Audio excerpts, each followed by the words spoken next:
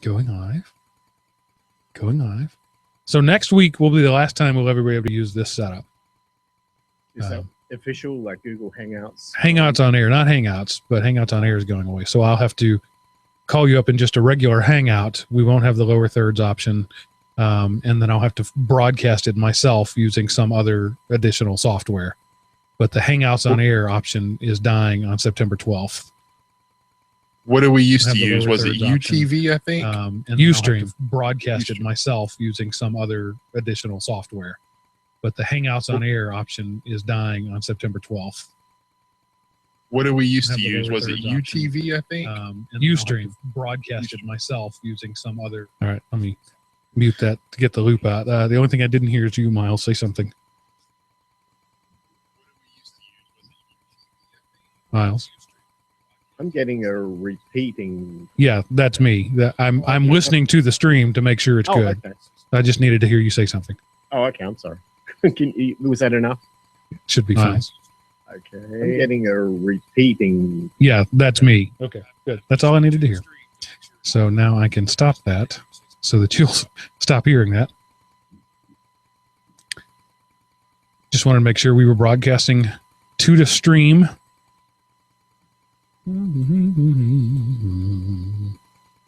All right, title. Still need a title. The title of this show is A New Dawn.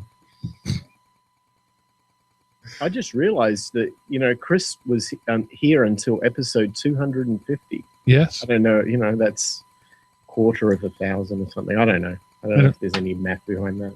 He didn't do all of those, but he was here for all of them. I mean, his name was on the billing, but he missed a lot. Seth missed a lot. I missed a lot. I missed like 3 months where Chris and Seth did it without me. Not 3 months, 6 weeks. But, they kept up the show. The show must go on. There we go. There's the title. The show must go on. That will work. Show must go on. Okay. My apologies to Freddie Mercury. Man, I did a speed test. 2.4, baby. Up or down? Both. Oh. 2.44 down, 2.45 up. Because your 2.4 up is better than what I usually get up from you. That's pretty good. Yeah. But yeah, this place sucks. Why? No, it does. Thursday night when we moved in, or Friday night when we checked in, internet was fine. Saturday morning, I get up, there's no internet. I call this guy, actually the front desk called tech support and then transferred him to my room. And bless his heart, he sure did try. But, he was an idiot. I hung up before I started cussing, and then I called back an hour or so later and got somebody else who was able to fix it. But fun times were had by all. All right, so I'm just going to pick and choose some of these news stories at random, and we'll just... You don't think we should do them all? We certainly could. It would be an interesting show. So what I'll probably do... Miles, how long do you think you'll need for the sprinkler thing? I can bring it down to 10 minutes, really. Okay. 10 or 15 minutes, something like that. So we'll talk about that. One of my buddies, he was just here today, actually, in a story which will come later. He's big into home automation, and I told him he'll need to check out this show. And of course, in Georgia, you don't need sprinklers. You just wait a week, or actually wait 3 days, and it rains. My front yard is trees and moss. That's all that's in my front yard. So sprinklers aren't really a thing here, but other home automation. One of the first projects I want to do, just to resolve a couple of deficiencies in my home, is install some under cabinet LED task lighting with motion sensors on it, so that when you walk into the room, the lights come on. Because the way it's set up, when you come in from the bedroom or from the living room, which you'd go through the living room if you're coming from the bedroom. So first thing in the morning when it's dark outside and I go to get my coffee, I have to walk across the darkened kitchen to get to the light switch. And of course, I usually have my flashlight on my phone, so it's not a terrible thing. But it would be nice if as soon as I breach the threshold, some task lighting came on. Just subtle, subdued, maybe even faded up, because I haven't had my coffee yet. Breach! And also our laundry closet. You can't call it a room. It's a closet. Doesn't have any lighting at all. Right now we've got one of those tap lights in there, and I want to do the same thing there, but instead of motion, well, maybe motion sensor, but probably just when the door opens, the light comes on. Neither of those are home automation, but if you ever end up in Phoenix, come and check our place out. I've got the whole place wired just like that. Yeah. It's kind of scary. It scares my wife. It's the house is like a living and breathing thing now. It's really it's creepy. That's where I want to get to. I want to get to the HAL 9000. Like, oh, okay, yeah, we're there. There is no reason for any light to ever stay on once the room is empty, ever.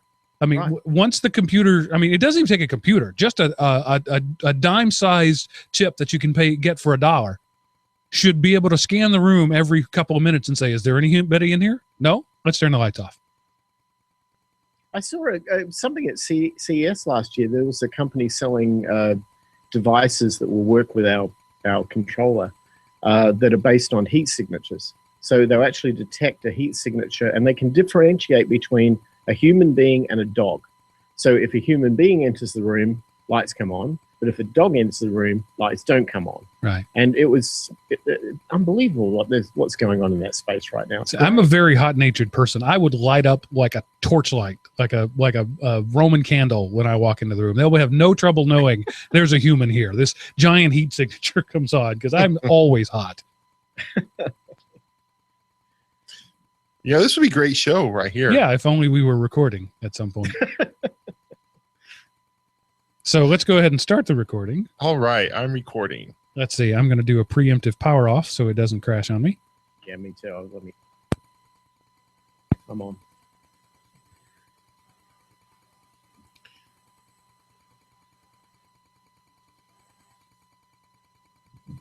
I love this Alesis Multi-Mix 8 mixer. I just love it. It's such an amazing piece of equipment for the $300 street price when I bought it. But the only software it reliably works with is Windows XP. So I have this crappy old Dell Inspiron laptop that came with XP. That's how old it is.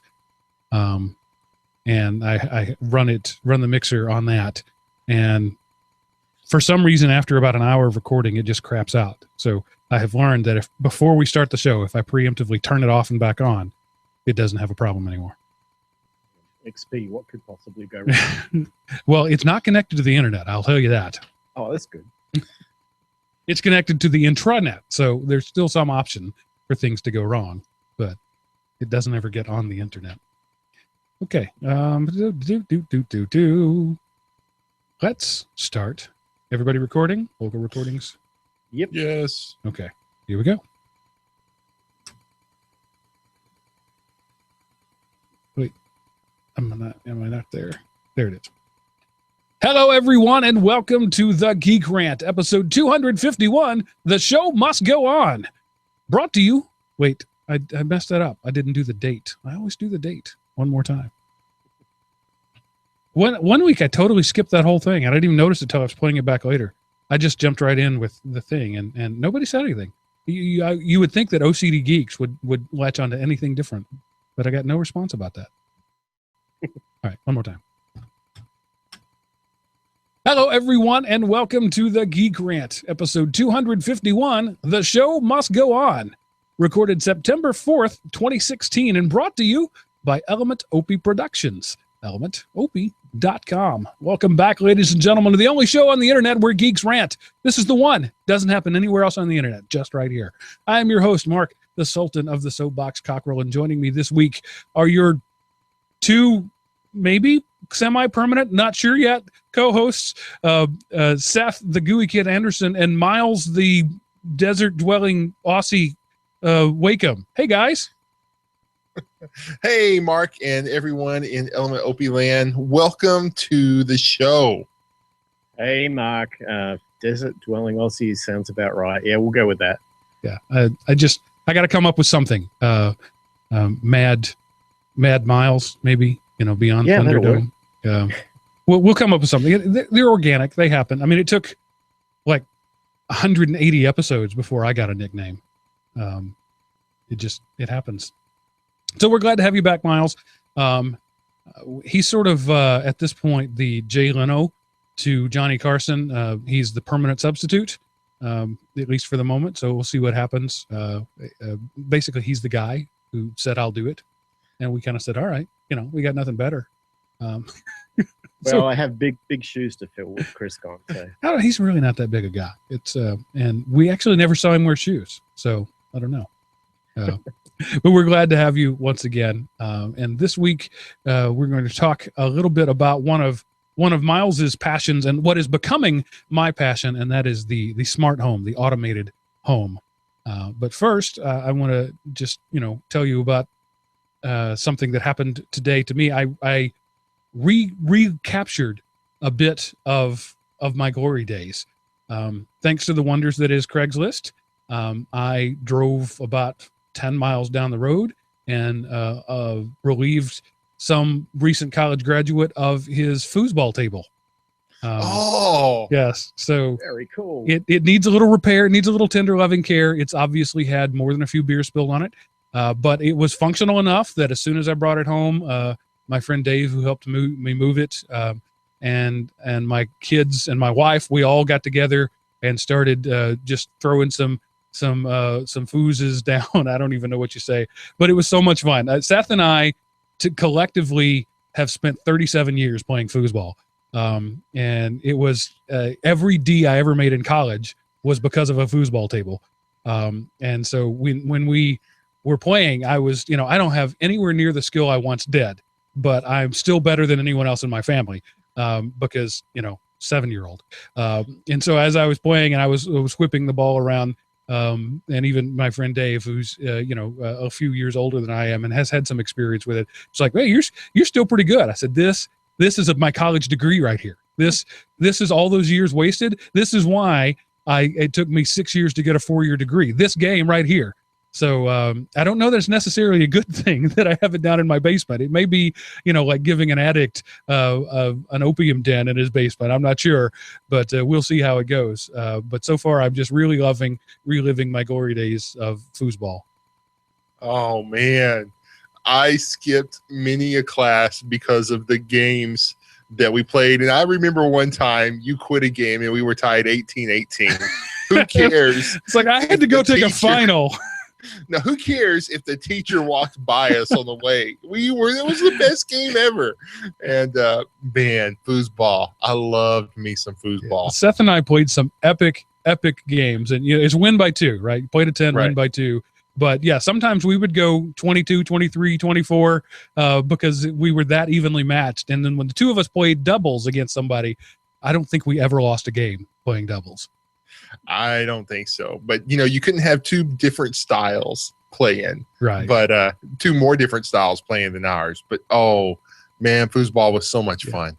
I was all about quick finesse and ball handling and passing back and forth, and I was best on the offensive side. The 5 and the 4 front players, and I would pass the ball back and forth and around the defense, and then sneak it in and angle a bank in. Seth would just whack it so hard that if the guy wasn't locked on the grip, he would actually move the piece out of the way. He was all about the power and speed, and the ball would fly around at 100 miles an hour, and none of us would see it. And at some point, it would be like, I guess it's not on the table anymore. So that's the way he played. Loved me some foosball. So the next time you come visit me. I have to ask you a question. What does your wife think about it? She jumped right in and played with me. All right. Yeah, it was great. She may feel differently in 6 months, but we'll see. I don't know that I am as addicted now. I can't know. But I mean, at one point, I literally had a stress fracture in my wrist from repetitive motions of playing foosball. I cracked a bone in my wrist playing foosball. It's when you're doing something right there. And we had the opportunity to play champions from other places. There was a German team. It wasn't like a competition thing, but they were 2 guys from Germany who happened to be competitive players. And Seth and I played them and beat them and got cursed out. I learned lots of great German curse words that day. So anyway, foosball, yay. Yep. Oh, man. So next time you come visit me, Seth, we will spend many hours pretending we are still as good as we used to be. I might just make them fly me to Atlanta instead of Dallas. So if you're watching the screen, you can see that Seth is not in his usual location. He is, from the looks of the wallpaper, he's at a La Quinta Inn. Actually, I am in a Fairfield Inn, so part of the Marriott properties. All right. And I had the chance to go home this weekend. They asked me if I wanted to stay. I thought stay on the beach or go home to Texas in late August. I'll stay on the beach. And then they pulled a fast one and changed me hotels. But so yeah, I'm in Delaware for 2 more weeks. I will be here next weekend, and then I fly home on the 16th. World traveler. Yep. And Miles, anything exciting going on in your life? No, it's yeah, we're about to break 100 degrees in Phoenix. Can you believe that? That never happens. No, well, for 5 months it hasn't. Yeah. At least since late May. You mean break it as in not get up that high? Go below it. Right. Yeah. It's been 100 degrees or better for the last 5 months now. But don't you get like really cold at night? Don't you get a break there? No, we don't. I mean, I thought deserts were supposed to do that. I thought, the winter is supposed to freeze or the nighttime is supposed to freeze. No, it doesn't. It maybe drops 10 degrees, maybe. I was in my garage this morning. It was 83 or 85, and that was at 6 a.m. Yeah. So that's about as low as it gets. It's grueling, but for us, our peak season is the winter. So everybody who lives in the north of US or Canada, they all converge upon Arizona in January, and this place becomes a big party, which is great, But for that 5 months, man, it's like living in the Sahara. It's really hard, but we're getting through it. So everyone's really happy right now. We're breaking that heat wave. Woohoo! Yeah, well, as I've mentioned many times before, Atlanta doesn't get as hot as it did in Texas, but the incipient humidity, it never goes away. Today was one of those days where it was only 78, 79 degrees. It never got, let's see, according to my watch right now, it's 83. So I guess that would be about the high temperature, 83, 85, somewhere around there, which is balmy anywhere else, but here, because of the never ending humidity, it just feels like it feels like you need an aqua lung, like you're dying of drowning outside. And maybe I'll adjust to that at some point, but after 4 years, I still am not adjusted to the humidity here. And, I'm from North Texas. We know a little something about humidity, but it's just not the same. Yeah. That's what I hear. Yeah. And Miles out there, at least it's the dry heat. They say that, an oven is dry heat too, but you don't want to hang out there. Well, 4 or 5 months of the dry heat's a little, one day I can handle, but man, this is hard. We're all shut-ins for half the year, All right, well, we're glad to have you here, and I don't want to spend too much time on it, but I was requested specifically by a couple of people to comment on the whole Colin Kaepernick thing. So, are you guys aware of what's going on there?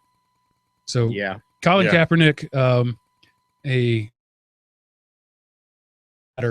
a spoiled rich kid who happens to be black, decided that he was going to not stand for the national anthem because he can't support a country in which black people are mistreated. That's a really rough paraphrase of his stance. And somebody asked me what I thought about it. And my thought was, this is nothing new. The 3 guys at the Olympics in that famous pose with their hands up, bowing and refusing to acknowledge the national anthem in the traditional fashion. He's doing that same thing with less effectiveness and less class. So it's not a new thing. But the question that I had, that a friend of mine raised, and I think it's really the best way to address this whole thing, is what's the end point? At what point do you stand, Colin Kaepernick and others who support?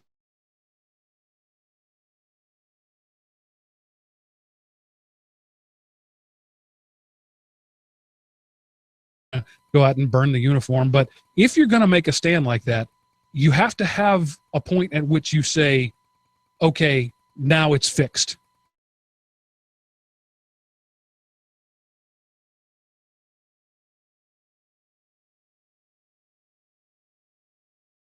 but often when you hear these, protests, things like that, it's kind of like the war on terrorism. It's the same thing. And now I'm picking on conservatives, is you can't have a war on terror, because how do you win a war on terror? Terror has to go away. So that means nobody in the world is ever afraid of anything. Then the war is over. So how do you protest racism? I mean, how do you end a protest on racism? You're now somehow expecting the heart of 7 billion people to change in a very specific way. So that's my thoughts on it. You guys have any comments?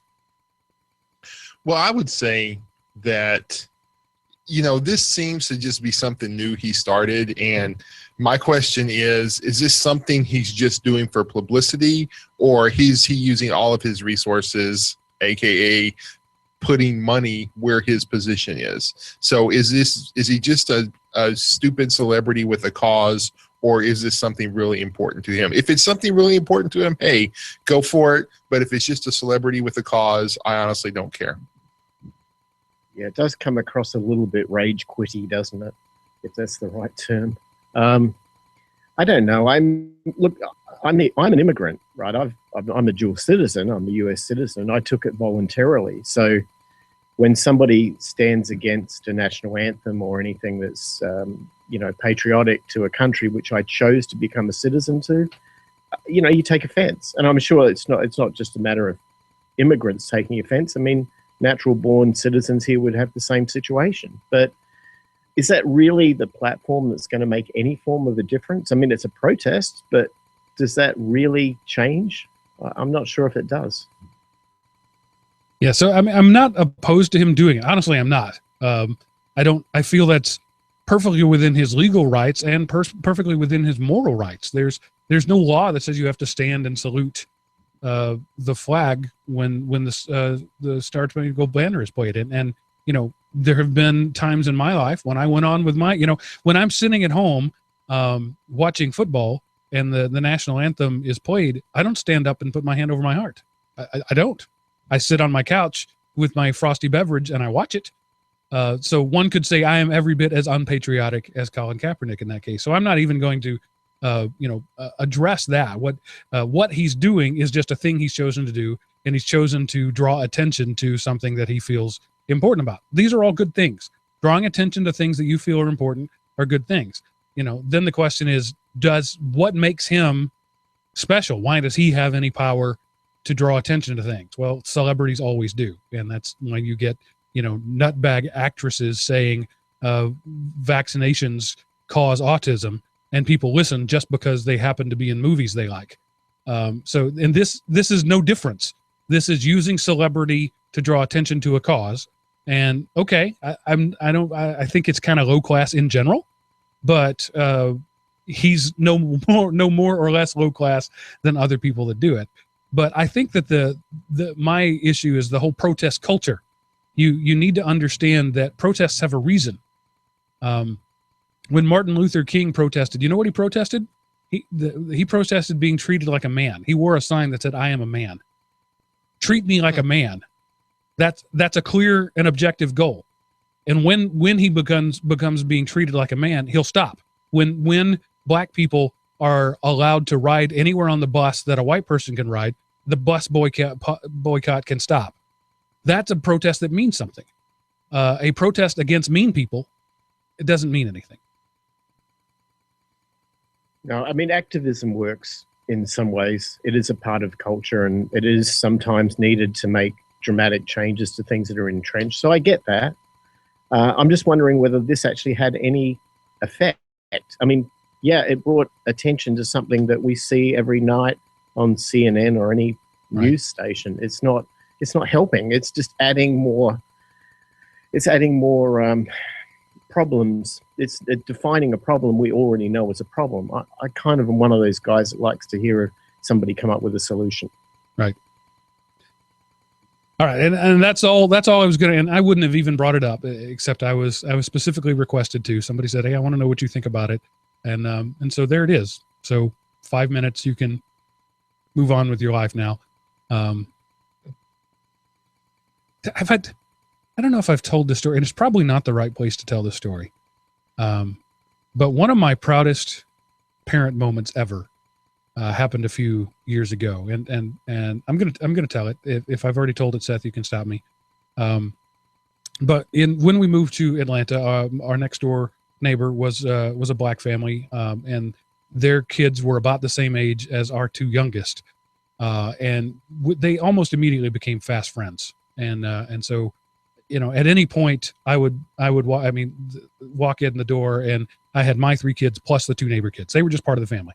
And they, to the point where they would walk in just walk in the door. They didn't knock. They didn't ring the doorbell. It was their house. And my kids would do the same, at the Freemans. That's the name of the family next door. And they would just walk. We were family. And I loved that family, and they loved us. They moved on recently, bought their home. They were renting as well. But we're still Facebook friends, as that happens. But we were watching the movie, Remember the Titans one day. And, that movie is all about race relations. And my oldest at the time, who was 11 maybe, asked, I don't understand. Why are these people mad? Why are these people mad that black people are going to their school? And so it was a great teachable parent moment. So we stopped it, and I said, well, they were mad because different people were going to their school. And that was the only reason they had, was just that there was something different. And it doesn't make sense to me, and it doesn't make sense to you. And I'm really glad it doesn't make sense to you. That means something, that it doesn't make any sense to you. And then my youngest, who was at the time was 5, maybe 6, said of the girls across the street, and I'm not using their names because they didn't give me permission to, said, are they white or black? And I said, well, they're black and we're white. And she said, well, when they grow up, are they still going to be that color? Yeah, that's kind of how that works, is, you're born that color, and unless you're Michael Jackson, you stay that color your whole life. So yeah, they're black and we're white. And so when they marry, will they marry somebody who's black? Well, I mean, the numbers say probably. They're not required to. They don't have to, but most likely they will. And will their children be black? Yeah, again, most likely that's kind of how that works. If they're black and they marry somebody who's black, they're going to be black. So they're not ever going to be white. No. And we're not ever going to be black. No. Okay. So one of my proudest moments was that my daughter literally did not know the difference between white and black. They were just family. They were friends. And so after that conversation, it was kind of funny trying to explain to a 5-year-old that, you're born a color and you more or less stay that color. And the fact that I had to have that conversation with her recalled to my mind Dr. Martin Luther King, when he said, I have a dream someday when black children and white children will play together. And that my children are his dream. In the most literal sense, my children are his dream. They didn't know. The youngest one did not have a concept of white or black, because you have to learn that. That's not born in. Somebody has to teach you that. And I'm so excited that nobody had ever taught her that. And so that's, Colin Kaepernick, when you're complaining about the fact that the world isn't a perfect place, my daughter didn't know that you're black. And that's Dr. King's dream. So while you're complaining about the fact the world isn't perfect, let's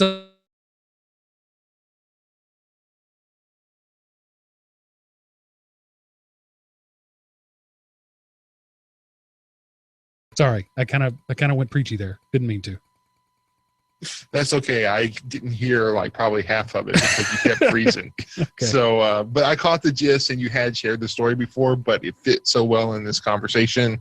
I just let you go with it again because it's a cool story. So I did it on this podcast. I told that story. Yes. Okay. All right. Well, there you go. Good story though. Yeah. And that's not, I don't say that to say, look at me, I'm a good parent. I say that to say, look at society, right? I wasn't actively trying to raise colorblind children. That's not a goal I've set out to do. But society has come so far that there was literally no concept of white or black. And until somebody introduces that, she probably could have gone, many more years without even recognizing that. Anyway, I didn't intend to go there, but in this time when we like to look for things to complain about, I think we should look equally hard for things to celebrate. I like that statement. Okay. Yeah.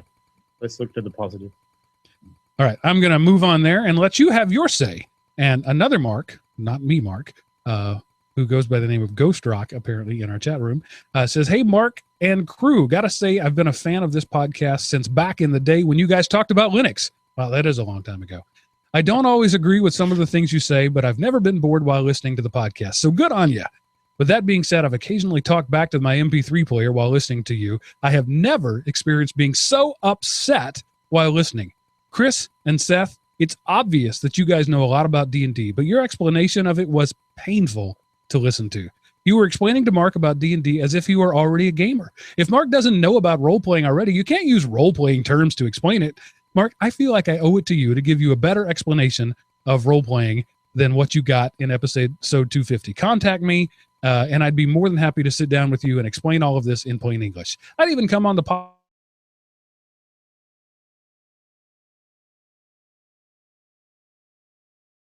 You can find some time to come back as an occasional guest appearance. Your Fran Mark."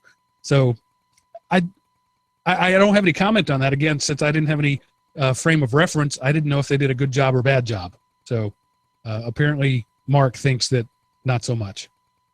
Well, in my defense, I found out like 2 minutes before the podcast started that that's what it was going to be about. So fair enough. And I haven't played it in over half my life. So those were old memories I was calling upon. Miles, did you listen to last week's show? I did indeed. Did you have any comments on it at all? Well, I played D&D when I was about 14, probably for 4 or 5 years on and off. And so I kind of followed along because I knew the terms. I knew what a saving throw was. I knew what a D20 was. I mean, it was easy for somebody like me to follow it along. But yeah, I can understand if somebody's never been exposed to it at all, that they might not get it. And, you know, hey, our post-internet era, there's a lot of people out there who have never been exposed to D&D. So I get what Mark's saying. I understand where he's coming from. All right. And again, I can't really offer any commentary. I didn't feel confused, but maybe I just don't know enough to not be confused. And Kirk writes a follow-up. He had mentioned, I read an email from his, I think last week, about Axis and Allies. He says, "Hello again. First, Chris, thank you for the years you've contributed to the show and to our knowledge of the command line. Element OP is my favorite podcast network, and you've been a big part of it. Best of luck and success down the road. We'll miss you."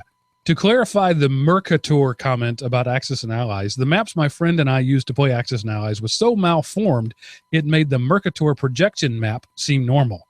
The one where Greenland is bigger than South America and even Africa in some versions. It made it easier to play, but it was sure goofy. And he's got a couple of pictures of the different maps. Thanks for continuing to read my emails despite some paranoid overtones. You guys are like a Cradle or the 80s death metal. You rock. So thanks, Kirk. And yeah, that's anytime you take something 3-dimensional and spread it out 2-dimensional, things get weird. That's why they say the camera adds 10 pounds. That's why that happens. You're taking a 3-dimensional human and putting him in a 2-dimensional space. But yeah, I had never noticed until I looked at these pictures how really jacked up the Axis and Allies map is. Yeah, well, there was a whole episode of West Wing, and I don't remember what season it was in, but the one where they let the regular people, you know, talk to all the staff, and that was this particular topic about how 2-dimensional maps make the northern hemisphere look bigger and the southern hemisphere look smaller, and so we had to remove the equatorial bias from our maps of the world. So them and Miss Teen South Carolina would get along really well together. And that's why if you've ever looked at, if you ever watch NASA television, yes, I watch NASA television. What's your point? The arc that you see the space shuttle do in orbit is a parabola, but it's not a parabola. That doesn't make any sense. They're going around the orbit around the Earth in a circular orbit. How's it a parabola? Well, again, you take something 2-dimensional and make it 3-dimensional, you get a parabola. Physics, people, it's pretty cool. All right, and that's all we have for listener feedback. That's all we have for my blathering for the moment, anyway. So let's talk a little bit about the Open Sprinkler project and Miles's that's hard. Miles's no. experience with it. I've been living with that problem for a long time. Okay. So I got this house in Phoenix, very dry. And we decided we were going to do the back of the house and landscape the whole place. And it got all done. And what was left with this little pocket of land that I wanted to experiment on, a little sort of, I don't know, like a mini market garden. I just wanted to grow plants. So I went out there and I had the contractors, put in the beds and then bring in all the water and put solenoids at each bed so it could be individually controlled. And so I'm left with this situation where I've got the whole thing all built and I want to be able to control water. Well, water is very, very expensive in the desert. We don't have that much of it. So you want to use it extremely efficiently. And I was looking at, you go down to Lowe's or Home Depot or whatever, and you see all of the various different sprinkler controllers that will work with these solenoids. And they just were not geeky enough for me. There's not enough knobs and buttons or anything. Yeah, no LEDs flashing or anything like that. Come on, they've got to put a blue LED light on these things if they're going to get a geek to buy it. So anyway, what do you do when you can't find something at Home Depot? You go on the internet, right? So I'm typing in, and I found this guy who had this open source project, and what he'd done was he took a Raspberry Pi, and he wrote some software for it, and he built this, I don't know, kind of relay attachment thing to it, and you would put all of the lines for the solenoids into this relay attacher, and then you'd control this thing remotely, and it would turn on and off the various valves as you need it. So it's pretty simple. But he had taken his geekiness of, build it for himself and turned it into this epic, incredible project and unbelievable work. I mean, he's a fantastic developer. He has, it's got like a web application for it. It's got a phone application for it. It's absolutely beautifully done. And he turned it into a product which you can buy for about $100. And I thought, well, okay, well, a Raspberry Pi is going to cost me like $35 or something. And maybe by the time you put a power supply and put a case, and then, I don't want to be dealing with all of the put it together stuff as much as I do that stuff. I just didn't have the time. I just need to get water to these plants. So I bought it and I had it mounted up on a wall and powered and set up for all the solenoids. I'm going to tell you, this thing rocks. It's amazing. It's smart enough to be able to control, I think the base level comes with like 8 solenoid zones for the 8 different valves. And then you can add expansion units to it to have more and more. It's got a web interface where you can program what you want, when you want it. You have schedules, you do the whole thing. And then here's the cool thing. It reaches out to, I think it's Weather Underground, and it pulls the weather forecast in, and it tells the sprinklers, don't go on if it's going to rain. So it works out the amount of precipitation that your zip code is going to get, and it adjusts all the sprinklers so that it doesn't sprinkle when the rain's going to do the job for you anyway. And I've had this thing installed now for about 7 months. Rock solid, never misses a beat, and we're eating tomatoes in the middle of summer in Phoenix, and I'm digging it. This is great. So if anything, it's just my personal, big thumbs up to the guys over at Open Sprinkler. And I'm sure you'll publish the website for it. But so I'm looking at the device here now, and it is a piece of hardware, but it mentions Raspberry Pi. So can you reproduce this hardware with a Raspberry Pi if you want? Open is built right into the name. So are the plans available somewhere where you can do this? Yep. Yeah, he did it both ways. You can get the Pi and then get the software off GitHub and install it on the Pi and do the whole thing. I think he sells it that you can do that probably with your own stuff. I think he also sells a base level kit, which is the Pi with the relay attachment, but it's not in a case, and it's still a DIY thing. Or you can buy the whole thing where he's put it all together. That's what I ended up doing, because it's got a little LCD display and the buttons to control it and everything, and it's absolutely brilliant. So being there in the desert, do you use sprinklers or do you use soakers like drip hoses most of the time? For these, I'm using drips and small, I try not to do surface level watering because you lose 75% of that in the desert with evaporation. So most of it is drips that run around at the ground level. But if I need to, I can do a small little spray area. Again, it's just how you want to control the solenoid. So does the system then measure flow, or is it purely time-based? Purely time-based. Okay. So you know, based on how you've got it set up, that 5 minutes of watering gets a gallon of water. That's ridiculous, but some amount like that. And you base it on that. And so you just tell the system at 3 a.m, I want to dump 5 minutes of water on. Yep, exactly. And it has a controller that controls, I'm sure that, I'm not an irrigation expert at all, but it has a master controller, and then it has the individual solenoids. So the idea being that you don't put any water in the pipes that creates pressure that could burst a pipe. So the master goes on in conjunction with the individual solenoids, so that when there's no water flow, the master goes off and there's no water in the pipe generating pressure.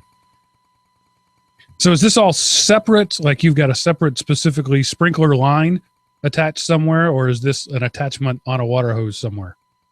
You could do it either way. I chose to have a separate line so it wasn't going to interfere with the, sprinkling on the lawns and so on. But you could make it, you put it anywhere you want. I've never done anything like this. Like I said, in Texas, where I'm from, we just let the grass burn, and, you don't have to mow. That's the bonus. And here it rains every 19 minutes. So that's not really an issue.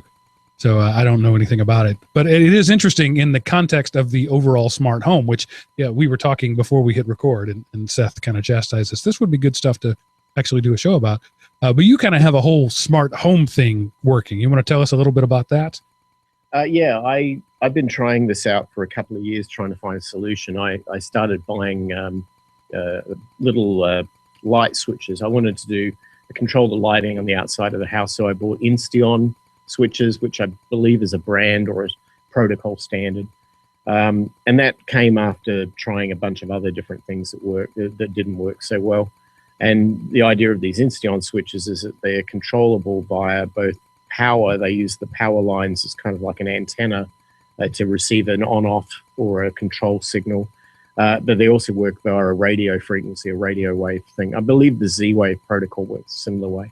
But anyway, I was buying all these Insteon devices, and I found they're all coming from the same company, from this website called smarthome.com. And I ended up buying a controller for these guys, and it was working kind of okay until the controller started sending all of these really weird signals out to the internet to tell somebody about my lights. And I just got really freaked out by the whole thing. So I ended up kind of burying myself into the middle of Google to try to find other ways to control these devices and not be so brand specific. And I found a guy who recommended a controller called an ISY. And I think it's an ISY in 3 numbers, like 488 or something like that. And it's a programmable controller. It's a little black box, and it has a Java application which can control it. It also has a web application as well. And you can program this thing like you would program any industrial control system. So it has a language, kind of an if-then-else type structural language thing. And there's literally nothing I have not been able to do with this device.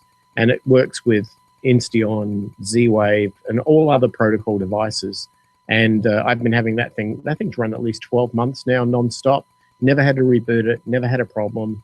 My lights go on. It does anything from motion censoring to, dimming control for lights to controlling sprinkler systems. It'll do, if your garage door goes up, it'll send you an email or whatever you want it to do. You can make it do it. There's no limit to this stuff now. So I was talking with my friend today who helped me move the foosball table, and we have one of those. It was very popular, at least in this part of the country, for a few years. We have a study, den, whatever you want to call it. There's no overhead lighting of any kind. There's two outlets on a wall and a switch. So you plug in a floor lamp, and when you turn the switch on, the lamps come on. Very popular at least in the South for a while. I've been in 4 houses now that had that kind of setup, but with no overhead lighting. And so the problem here is, because it's a 2-story house, the second story, there's no crawl space. There's no way to run things. So I was looking at installing a light there in the middle of the room, the classic, incandescent, the way every other light I've ever done was. And I was like, well, I'm going to have to first, find a joist, and then I'm going to have to see which way the joists run, north and south or east and west. And then I'm going to have to fish some wire to it through a hole in the wall somewhere. Otherwise I have to rip plaster out. So I'm going to have to, but if there's any insulation in there, that gets a lot harder. And so in the process of this conversation, he was like, that's very 1950s thinking. Why not use some DC powered LED lights in all 4 corners pointing to the center of the room instead of one light in the center of the room, and have it on a radio controlled switch? You could do that for less money and less effort than all the things you talked about, and be a lot more efficient. And then it sort of dawned on me that all the home improvement I've done, from the time I was 20 on, has all been in this, American mid-century modern ethic that I was taught, and I know how to wire, a 3-way light switch and run Romax and all of that. But that's the old style. That's the way you did farmhouses. And that's the only thing I know. And it occurred to me that there's probably a million better ways to do that. You can use the current infrastructure if it's available, but where it's not, you don't have to run mid-century architecture and infrastructure just to do modern stuff. So I've really started to rethink the way that I can make this house, a 21st century house, even though it was built in 1983 or whatever. So I'm interested in that whole concept of adding, smart fixtures and all that sort of stuff, but being a bit of a security weenie. I don't want, people in China to know when my lights are on. Not that there's really anything to fear from that. I don't know, but at the same time, just because you shouldn't know that. So it's probably one of those things that we'll be talking about as I go down that road, and as you've been down that road before me, of making the 21st century house, making it the HAL 9000, but without the psychotic murdering tendencies in the modern age, because we have all the technology available to do that. We can have the smart home that, adjusts to you and speaks to you and listens to you. That's all here. We've been looking for this modern supercomputer that runs the house. And that's kind of the way, again, going back to that mid-century mindset, that's the way Isaac Asimov told us it had to be. There had to be a central intelligence that ran the system. But what we're finding is really you just need a bunch of dumb boxes to interact in such a way that it seems smart. So what are your thoughts on that? Anything, Seth? Well, go ahead, Seth. Man, I'm sitting here listening because I know the old way. My dad has taught me how to do everything from the foundation to the roof and everything in between. So I'm sitting here listening to you going, man, is this just one more way where my knowledge has been passed up by the world? So I don't, it's, just because you know it doesn't mean it's the best way to do it, though. And that's the line of thinking I fell into. When the only tool you have is hammer, every problem looks like a nail. And yeah, everything looked like a nail to me. But by the same token, a good plan today is better than a perfect plan next week. So I know how to do it, and it works, and I can do it. So interesting thoughts. I mean, I haven't ever considered this before. So, my house needs a lot of tender loving care that it hasn't gotten, except for very rarely since it was built. So I'm sitting here going, I know how to fix all this stuff, but what if I updated it to today's standard? And I'm the whole get off my lawn tin visor guy. So I'm just listening, thinking as you're talking. Very interesting stuff. I might have to do a project or two. Well, I'll throw one rule set that I put on myself before I began doing anything like this. Technology becomes obsolete much faster than your house does. So whatever you put in your house, if you're putting it in permanently, make sure that you have a way to get it out when it becomes obsolete, because your house will still be there when the controller or the Insteon switch or the light fixture or whatever has lived its natural life, because it may only be a year or two before it's replaced by something really cool that we just have to have. So the next thought there is I am known internationally as the tightwad tech. So I look at these and I think 50 feet of Romax and a junction box and a ceiling fan from Home Depot is a couple $100, or a light switch is a couple $100. Where is there? I mean, as somebody who's gone down this road, do you actually see a return on that investment, or is it an expensive hobby just like golf? I think it would have been more of a return on investment before they invented the LED light. Because if you were powering a typical, 40 or 60 watt bulb, the old incandescent style bulb, the cost of that bulb was significant. So, not use it, the savings are great. But you replace it with an LED bulb that draws 8 watts, and all of a sudden it's not so much of a saving. So, it's absolutely sure if that should be the driving factor. If you're going to do it for the geekiness of it all. Do it for the cool smart home thing that you can feel proud that you put together, and that you can show your buddies how the lights dim automatically at 9 o'clock at night, or that the shutters go up and down when you want to watch that movie and you can press a button and the whole room turns into a theater. I mean, that's the stuff that is cool. But if you're trying to do it to save money based on power, just change your bulbs out with LED bulbs and you've probably done it.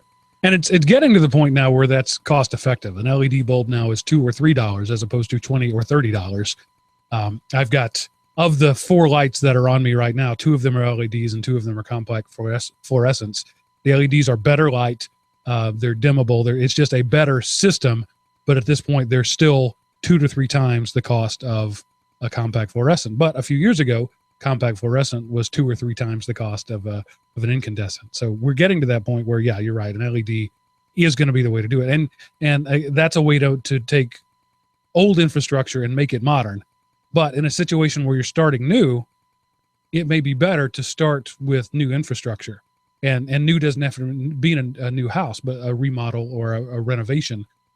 You can do things. I've always said that if when I build a house, every wall will have at least 2 empty conduits in it, in every room.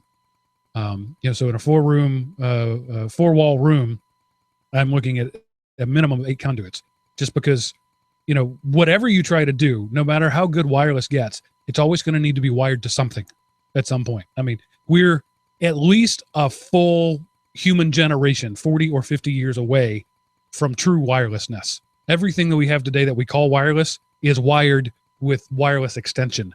So I'm a big believer in copper at this point. And on all the wireless we have right now, it's fractionally as good as wired. So you take the best wireless router and put it 6 inches away from the best wireless receiver, it's still fractionally as good as copper running hundreds of meters.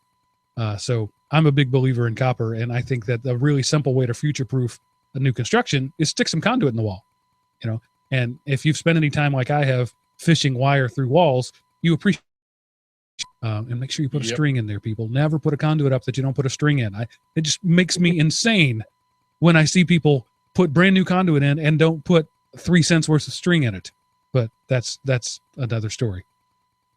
Well, you're right. We could do a whole show on the essence of this sort of stuff, because there are so many things to talk about in terms of protocols, controllers, and what your options are. But you can actually do an old house with just change out the light switches and completely control everything from that. There are ways to do it. It would take more than one, a segment on a show here to cover it all. Maybe we could leave that in over some time or something. And maybe that'll be a good theme month somewhere down the line. Yeah, there you go. But I think that is the 21st century ethos, is the dumb machines collaborating to do smart things instead of the smart machine. I think the smart machines are still going to be there, but you're going to have a much greater proliferation of dumb devices. And that's not a bad thing. We've decentralized computing so much now that you can do a whole lot with cheap devices. And if you've spent any time just cruising around elementop.com/Amazon, you can do a lot for $30. One of the things that I've been looking at doing, and I was talking about it before we went on the show, is in my kitchen, there's a light switch on either end of the room, but the light switch that's on one side is just enough light to get across to the other side. Realistically, it doesn't turn on much light. And one of the things that I want to do is, like, under the cabinets, is, in any home, under the cabinets is a dark space. And that's also where you do most of your cutting. It's kind of a bad thing to have sharp items in the darkest place in your kitchen. So the way you do that is task lighting, and lots of modern kitchens have under cabinet task lighting. Well, I thought I could literally kill two birds with one digital stone and run some LED lights to motion sensors under the cabinets, so that when I walk into a room, the task lighting comes on. That is enough lighting to let me not stub my toe, but also not blind me before I've had my coffee in the morning. And so I want to be able to walk into the kitchen and have the lights come on, and just have those lights on anytime, all the time when somebody's in the kitchen. And because they're LED, because they're high efficiency, because they're low voltage, that's not a problem. They will last years before they have to be replaced, and cost me pennies a month, not a day, pennies a month to run. So I started looking around on elementop.com/Amazon and found that I could do the whole kitchen with smart sensors and LED lights and wall warts and all that for $100. And that's if I buy the good stuff. I could probably do it for less than that. And so these things that we're talking about, these smart home things, don't have to be expensive. Now, we often, the stuff Miles was talking about, you could spend $300 on a light switch. That's certainly not outside the realm of possibility, but you don't necessarily have to. You could start small, and like we also, he already said, is whatever you put in now is going to be, I don't like the word obsolete. It's going to be surpassed by something new. Obsolete, I've preached on this before. Obsolete means it no longer does its job. I've got a refrigerator in my garage that's like 30 years old. It's not obsolete. It still keeps things cold. Nobody would go out and buy that refrigerator. In that case, it has been surpassed, but it still does its job. It still keeps things cold. It's been upstaged. Right. In fact, it does its job so well, sometimes it freezes things. So that's still good. It still does its job really well. So that's kind of a pet peeve of mine when people talk about obsolete equipment. No, it still does its job. But yeah, there are better options available. And if you're always wanting the best and brightest, then you can just be a big hole that you throw money into. But I've never been interested in the best and the brightest. I've been interested in the best. The not the newest, not the best, not but the functional. The thing that works really well and reliable. And often the newest stuff is not what you wanted to go with if you want reliability.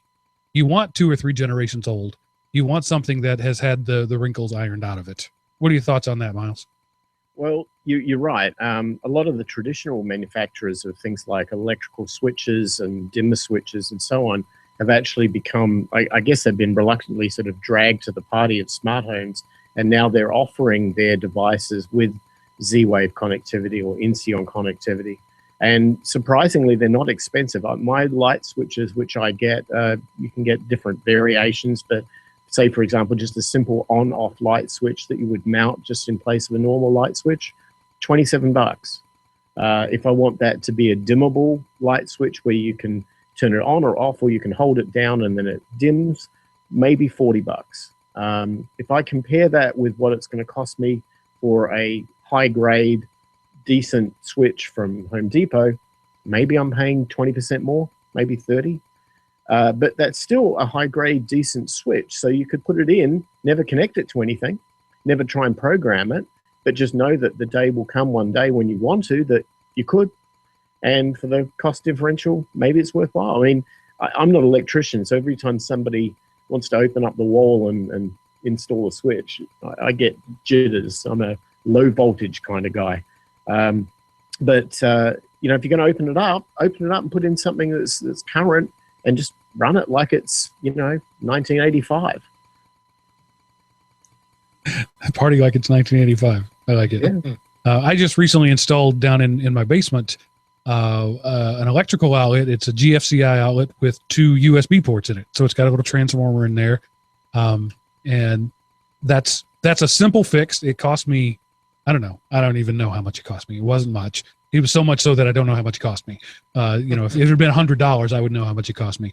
But now when I'm downstairs and I want to charge my phone, I don't have to go looking for something. It's just right there.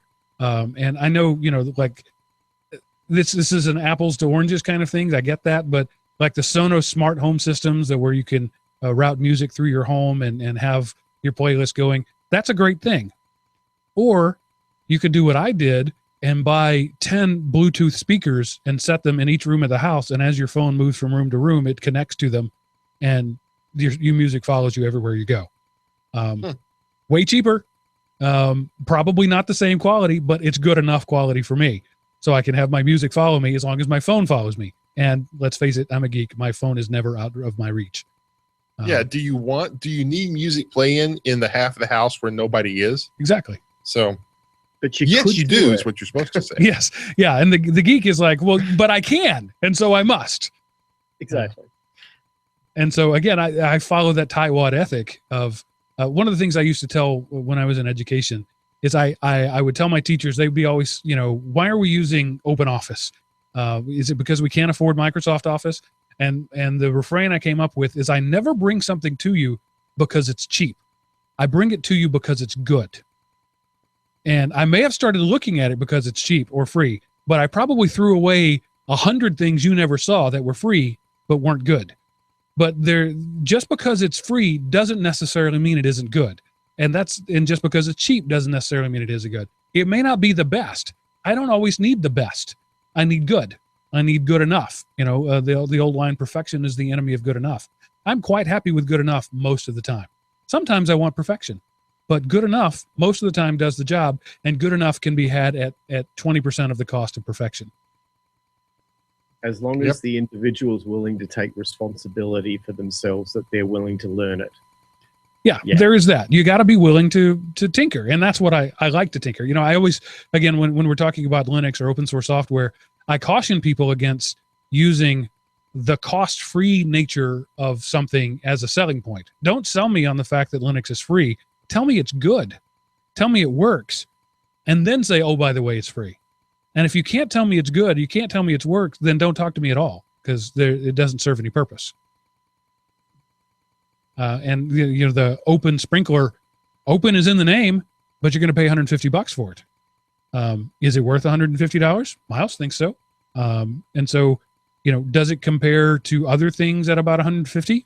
Again, Miles thinks so. I can only take his word for it. But there are open source purists who think that if you pay anything for something with the word open in it, you're a sellout. Guilty. Okay. I think, is that horse fully beaten? Is it dead? I mean, we've consistently beat that horse for 5 years. Yeah. So yeah, it's still dead. So let's maybe make some sort of pact between us that we're almost done with 2015 now. Let's make 2016 the year that we make our home smart. Seth, you've got an older home that you would be an excellent test case scenario of making, a 60, 70, I don't know how old it is, year-old home modern, and it's 40 years old. Okay. All right. 40 years.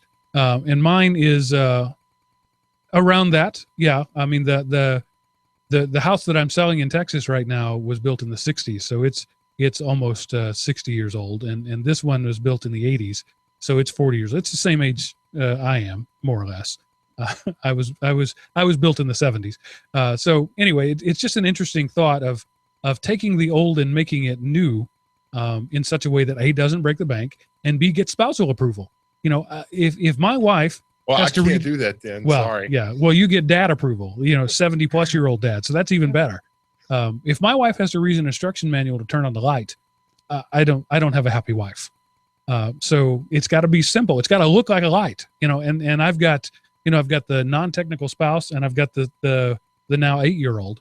And that's if I can please both of them and get my geek on, that's a win-win-win. And there aren't, so far, honestly, there aren't a lot of things that can do that. We can take that challenge on. Yeah. I'll paint you a picture. Imagine a house that just does everything, and you don't have to have a user interface to it because there's no need anymore. I like it. That's what we have to achieve. And then the spousal approvals or the 7-year-old father approval is a no-brainer because they don't have to do anything. It just comes pre-built with everything you ever wanted, and it's just there, and you don't think about it, and it just works.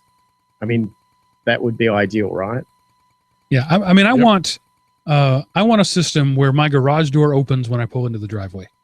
That sounds simple, right? We can do that.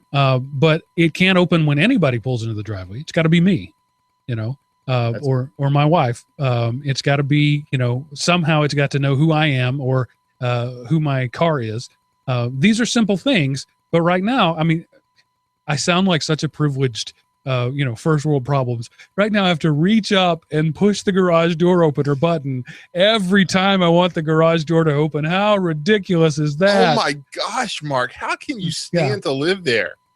So this is not a thing I need, but this is a thing I want. And this is a thing that my geek would enjoy investigating. Some sort of, I'm thinking RFID tag combination with Bluetooth, because it's got to know that it's my phone in the car. Right. It's got to have that combination of devices. And so maybe that combined with a motion sensor so that when all those three things go, it opens up. And I don't want to have to do a code. I don't want to have to do any kind of authentication. It has to be passive authentication. That's an interesting geek experience. What's it going to gain me? I don't have to reach up and push a button. So it's not much gain, but it's an interesting experiment. Add a camera that does character recognition on your license plates, and those have to be inputted. That would keep everything else from opening it. I like it. We can do that too. The guy who made Open Sprinkler has an open garage door opener project, and I think he's selling that too. I'm all in. I'll get one. All right, so that's the current goal, is make my garage door opener open for only me every time. I like it. So it's got to be that. So the interesting, Seth, you use license plates. Georgia doesn't have front license plates. So if I did that, I'd have to back into my driveway every time, or I'd have to have two sensors, one wirelessly connected out to a tree out on the mailbox or something. I could see my rear one. So that may not work.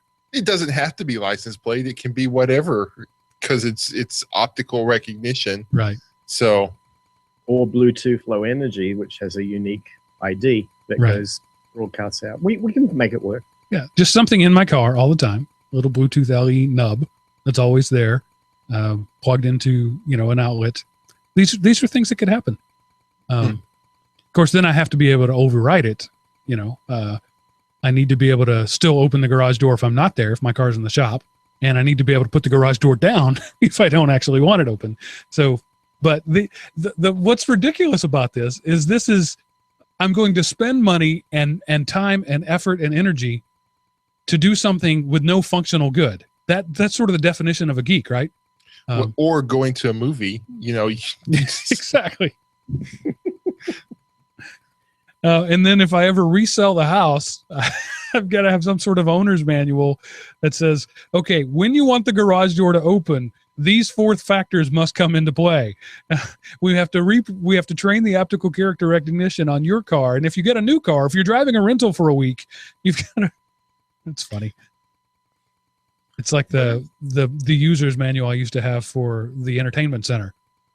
I fixed that problem with money. I bought a Harmony, Logitech Harmony remote, and you now on the touch screen, you push where it says watch TV, and it figures out the rest. But prior to that, there were remotes laid out on the table with an instruction sheet with pictures. If you want to watch a movie, first press this, then press this, then press this, then change that. So technology solved that, but I didn't get to do it in the tightwad way. I had to spend money on it. Right. But you had the other considerations, happy wife, happy kids. So and my kids from the age of 2 up knew how to do that. And so I consider that successful engineering. That's good technology. And I don't mind paying for it when I could, I've had a 2-year-old 3 times now. And each of those 2-year-olds had no trouble understanding that when I see that picture of popcorn, that means I want to watch a movie. So I just push the button. So, Rick in the chat room says, I'm sorry, Miles. Rick in the chat room says, I had the same sheet, but no pictures. You were high tech. Yeah, I don't do anything halfway. I had a spreadsheet, Rick. Well, I'll go uber geek on you here. My home controller, which only actually cost me about $400, which is not only, I mean, it's a significant amount of money. It's got a REST API. So I can write software that does anything I want with this thing remotely and build my own user interface to it so that it just, here's I don't know, you can get one of those touch screen add-ons to a Raspberry Pi mounted into the wall, have a little boot up Linux app that has touch screen, press this button and the lights go on, or this button or whatever, and it's just sending REST API signals to the controller. We can make this thing wife-friendly. There's not a problem. It's just a question of how geeky we want to go and how much time and energy we want to put into it. Yeah, that's actually another of my goals in my house is I want an intercom system, but I don't want an intercom. I want an Android tablet hanging on the wall with a program where there's a button for each room in the house, and you put a button in another Android, because I could go buy Amazon Fire tablets at $50 each, in a packet of 5. Yeah, I've got 4 bedrooms and a basement. There you go. That covers a lot of them right there. And so you push the Amelia's bedroom button, and it buzzes. And she responds via voice, because why should she have to get up and walk across the room? That's just ridiculous. And of course, I need a parent mode where I can activate the camera when the oldest is in there with her boyfriend. These are long-term goals that I have for my house. Look at us, a bunch of Dr. Frankenstein. It's alive. Yeah, and of course, but this is the 21st century. Yesterday, I decided to introduce my children to the glory that is Back to the Future. And so we've had it. I own the box set, but we'd never watched it because as I first started watching it as a parent, I had forgotten how much language was peppered throughout movies from the 80s. And it's language that I don't necessarily want my 8-year-old to hear. There's a new service. I've talked about it before. I really like it, and you may or may not, but it's called VidAngel, and it lets you buy a movie, and that's the way they get around the DMCA. You buy a movie for $20, and you can, now that you own the movie, you can filter it. So you go through the set of filters, and you say, I don't want to hear this word, I don't want to see this scene, and then you watch it, and then you sell it back for $19. So the end result is it cost you $1 to watch the movie. So that's a way that I was able to introduce my children to more adult things than I actually want them to see, but in a safe fashion. All right, enough of a commercial for that. I don't get any endorsement for that. I just think it's a great service. So we watched Back to the Future yesterday, and I was about to, I needed to tell my daughter, my 14-year-old, almost 14, hermit of a child who spends her life upstairs watching YouTube, that, hey, we're going to watch a movie. Do you want to join us? And so because this is the 21st century, we texted her, because that's what you do. Instead of, going up the stairs. That's ridiculous. I'm not going to get off the couch and go upstairs. That's what littler kids are for. You send them up there. Yeah. Well, none of them were around at the time. So I would have had to yell to get one of those. So I just made a phone call up 20 feet to the bedroom, or actually a text, one of those two. I forget what it was. But anyway, that's just a digression there. If I'd had the intercom system, right, and if I'd had the reason I'm doing want to do Android tablets is because then I could key things like the Echo open software, that sort of stuff. So I can say, okay, Alexa, buzz my wife's room, or buzz my daughter's room, and it will. And because all of this is about me not having to get up off the couch, in case you haven't figured that out. Anyway, that was a random thing there. Let's see. Check out. Rick said he used to have a device that would turn off audio when profanity. It was called Curse-Free TV. I had one of those too. It was great. VidAngel is sort of the version of that. Anyway, so let's do a little bit of news, unless you guys have more to say about the smart home. I'm excited about this project. I think we can make something happen. I've just got to figure out what to do. I I am more, I don't know, I'm more of a, I've always been this way. Fix something that's broken rather than design something that's not there. So I might have to be assigned a project for this one. Okay. And my philosophy is, why do it on paper when a spreadsheet will do? Right. So, I'm always that guy. When we moved into this house, I went through every room and took measurements of every room. And then I measured all my furniture. And then I created scale drawings of each of the rooms and each of the furnitures. And then I sat down with my children and said, okay, here's your new bedroom. This thing here is your bed. This is your dresser. Drag them around and see how you want things to go. And so they arranged their rooms. We arranged the living room, the bedroom, all of that sort of stuff before. Then I printed that out. And then when we moved, I stuck that on the wall so that the people who were helping me move, as they walked up, they said, okay, in this room, the dresser goes over here. That's how super geeky and organized I am. So when you go ahead, Seth. See, and I learned from my dad, let's get started and then figure out what we need. So, why make one trip to the store when 17 will do just as nicely? So. Yeah, that's funny. Let's shoot first and ask questions later. I like it. Yep. Bang, bang, bang, bang, bang. Ready, aim, we're out of ammo. That's the Anderson family motto sometimes. Are you friend or foe? Dead guy. Yeah. Oops. So I want to hit this news story that you have in there because this hits what I'm going to be honest, Seth, is becoming an obsession of yours. And that is the whole Bitcoin thing. But also, using the blockchain in novel ways. So there was an article recently, a couple of them, about using the blockchain to make your electric bill cheaper. Yeah, and actually Miles sent this over to me. It's from Hacker News. Bitcoin technology is fueling the peer-to-peer solar revolution. So, and one of the cool things about this is that, and this is in Australia, they are testing the blockchain to allow homeowners with solar power to sell their excess energy to their neighbors rather than back to the utility companies, because, the utility company, for example, in the United States, the average rate is 14 cents a kilowatt hour that they sell you. Shout out to co-ops. I pay 7. Woohoo! Love me some Wood County Electric Company co-op. But anyway, if they'll buy from you, they only buy at some much lower rate, say 2 or 3 cents an hour. And, they pocket that difference, and that's how they make their profit. So with the peer-to-peer electricity, they're not going to pay 14 cents to you because they can get from the electric company anytime, but they might pay you 7 or 8 or 10 cents. So you are selling your excess electricity and you're making more money. It lightens the load for the electric company as well. And I just think it's pretty cool.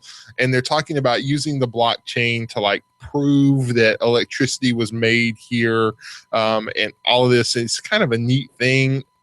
I wonder how well it will work, but it's just kind of one of these ways where something, Bitcoin technology has disrupted, and that's a nice, good buzzword that people like to use these days, another industry, in this case, the electrical industry. I kind of hope it works out. I think it will. I say this, and any Australians out there, you can lambast me on this one. We Aussies, we don't trust anybody. At the end of the day, we don't trust our utility companies because they'll say, well, we'll buy, X kilowatt from you for, I don't know, 10 cents, whatever it might be. And then a year later, they're paying you 2. And you're going, oh, great. Now what do? I'm an entrenched, customer here. I can't get off the utility company, or I don't have any power. So these guys have basically said, well, bypass the utility company altogether. We'll create our own power. And if you're in a home that only uses, I don't know, maybe 8,000 kilowatts, and you're generating 12, sell the excess to your neighbor who might be using 14 and only generating 12.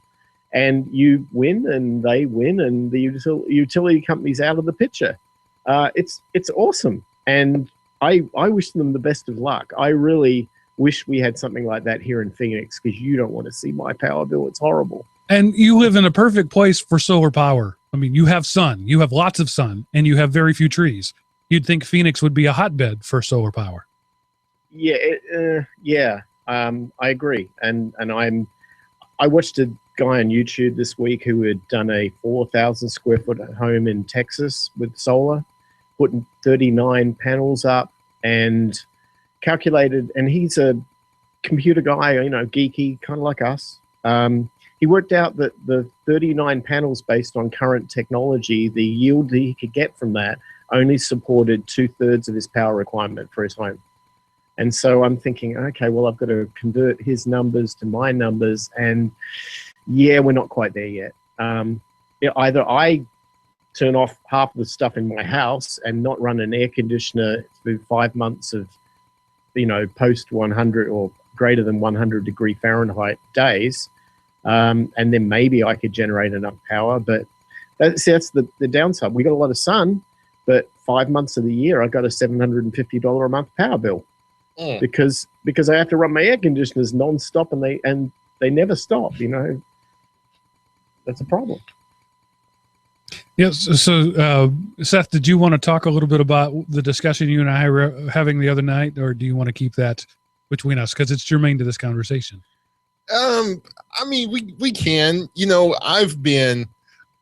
I am really interested in Bitcoin mining, and I would love to be able to do it, but because Bitcoin mining has gotten so complicated, the difficulty of the blocks that are being solved is so great. It really takes specialized hardware, and with any specialized hardware, it's very expensive. And so, in most places in America, it's really cost ineffective to mine. The best you will probably do is maybe break even. And so, you're more doing it for a hobby. And, I don't think, let me spend a couple of $1,000s and I'm set for life, but I would like to see something that could pay off. And, even if it takes a couple of years, and then provide just a little bit of money on the side to kind of, have fun, and you have to reinvest in stuff. But, so you're paying, I'm sorry, I just had a brain fart here, Mark. Go for a second while I try to figure out what I was saying. Well, he and I were looking at devices, the rough numbers, and these are all rough numbers because there's just no way to know exactly what it was. But for an initial outlay of about $6,000, you could expect a return on investment of about $600 per month, not counting electrical cost. And so we figured that at his rate, it would cost him about $300 a month just to run this thing, not counting any cooling that he would have to do. Call it $400 to run an air conditioner on it. So he's looking at a net gain of about $200 per month for a $6,000 initial outlay. I looked at that and think, well, those numbers just don't add up. He looks at that and thinks, long-term gold mine, baby.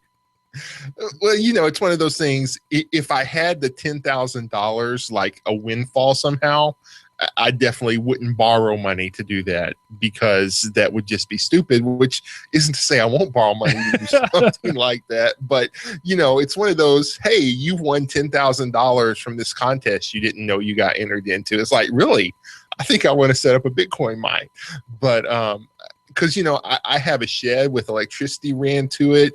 It's got walls. We halfway insulated it before we stopped. I could finish that, put a big window unit in it. I can run internet to it, and then I would be set. So, but yeah, so using something like this, of course, where I live, I would have to cut down some trees to get more sunlight on the roof. But something like this, I could do this project for fun, some type of solar thing, and then that would allow, that would make the Bitcoin mining more cost effective, whether it would be profitable or not, or how soon you would get your ROI. There's a nice, good industry buzzword for you back. It would be shorter if you have a cheaper source of electricity. Dude, I'm moving to Iceland. They've got really cheap power up there. Yeah. And cooling isn't a problem. No, not a problem at all.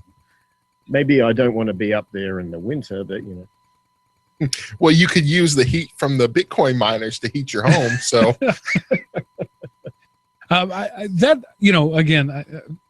every time we talk about Bitcoin, I get comments like, would you get off the Bitcoin already? But it's such a fascinating technology. And not just the technology, but the idea is that, it's intentionally harder to make money on it. That's the whole point. It's an inflation check. there's a hard ceiling at which you cannot go above, and the closer you approach that hard ceiling, the harder it is to make money at it. So, but what I don't understand is, are we now disincentivizing people to verify transactions? So when you make a transaction, it has to be verified in the blockchain, and the verification is part of that mining process. When the money dries up, what is the impetus to continue running devices to verify the blockchain? Well, Bitcoin is a deflationary currency. It's not an inflationary. So because it's deflationary, over time, as more people use it, the price will go up. So in theory, what will happen is the price will go up where the transaction fee is a sizable enough amount of money to keep the miners mining. So one problem against that is the explosion of alternative digital currencies.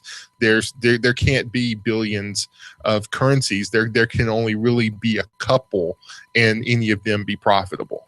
So if there's too many currencies, then they will get to a point to where they collapse. And, when money collapses, you have hyperinflation, and it takes a wheelbarrow of money to buy a loaf of bread. Something's wrong with your economy. Whenever nobody does the transactions, then Bitcoin will cease to be effective. And then what would happen is the difficulty would get easier because fewer people are doing them. And then all of a sudden, those old mining rigs out there would all of a sudden become profitable to run again. So the cost would dip down, transactions would get faster, people would use them, the cost, the effectiveness would go back up. So it would just be and then it will approach an equilibrium, because that's the way the system is designed, to where it takes, how long would it take the current miners to mine last time's blocks? And so if there were fewer miners, then the difficulty would actually go down rather than up. At least that's my understanding. Miles, you probably know a lot more, and you're cringing at what I just said. No, actually, no. I think your essence is right. I mean, we've got a big problem in the Bitcoin community right now, and that is that the vast majority of Bitcoin mines are in the Republic of China. And that's because the Republic of China, the government is actually subsidizing the power and operational costs of the Bitcoin mines as a ploy to try to get the majority of mining being done within that region. Now, the reason for that is, it's political eco stuff, and they want to have control over a dominant currency. And at the end of the day, if Bitcoin mines pop up all over the world, and it's truly decentralized, which was the original vision, then that problem goes away. But if you think about the whole reason why Bitcoin was there, is to avert the central bank fiat currency problems that we have. And by creating a situation where all of the mines are in one country, you've just created the same problem that you were trying to avoid. You've now got a central bank of China that controls Bitcoin. So hey, you go for it, Seth. I want you to do that because it helps everybody. We need to distribute this thing. It's supposed to be decentralized. Yeah, I was thinking about that. Electricity where I live is basically 7 cents a kilowatt versus 14 in commercial companies. So it becomes more economically feasible for there to be a lot of data centers. I could just imagine that out in the country, you have these massive data centers with their pipes to the internet. That would be kind of funny. So, yeah, but the reason I bring it up is the intellectual dichotomy there of by making the Bitcoin, the blockchain more difficult to calculate, we ensure a non-inflationary currency, not necessarily deflationary, but certainly stagnant at the best. But we also de-incentivize. So it seems to me like a chink in the armor of an otherwise really well thought out plan. We've reached a point now where the average consumer can't do it at all. It's just not possible for an average consumer to crack the code, so to speak, and make any profit. Could the average consumer on just an i7 PC laying around make any money verifying transactions, or is that all the same? I don't even know enough about the technology. Is the mining of currency the same as verifying transactions? is one an offshoot of the other. Well, it's basically the same thing. Yeah. I mean, what you're trying to do is solve a mathematical problem for proof of work. So if I can't, if it's beyond the goal of the regular person, and it's only at the point now of state actors, because the money is so, the equations are so much that you just can't do it without losing money, then we have a self-defeating situation where you're sort of forcing Bitcoin to reach its zenith, before it's finished. But at the same time, you cannot transact Bitcoin without miners. It's not like gold, where you've mined all the gold there is, but you can still transact the gold around.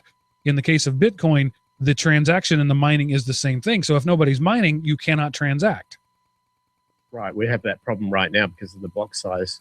It's taking way too long to authenticate a transaction, and there's been a huge debate in the Bitcoin development community over how to address this problem. And there are significant odds at trying to solve that going on right now. And I don't know how long it's going to take before they all put on their big boy pants and come up with a compromise, because it's just been going on way too long. But it is what it is. I don't know. I think we're at that point where Bitcoin's progressed from being a piece of technology that people want to mine on, in the same way that gold was discovered in the ground and people worked out how to dig it out of the ground and so on. And we've gone to the next tier, which is now we've got this thing. How do we make transactions work, and how do we make the user interface as simple so my mom could do it, or my grandma could do it?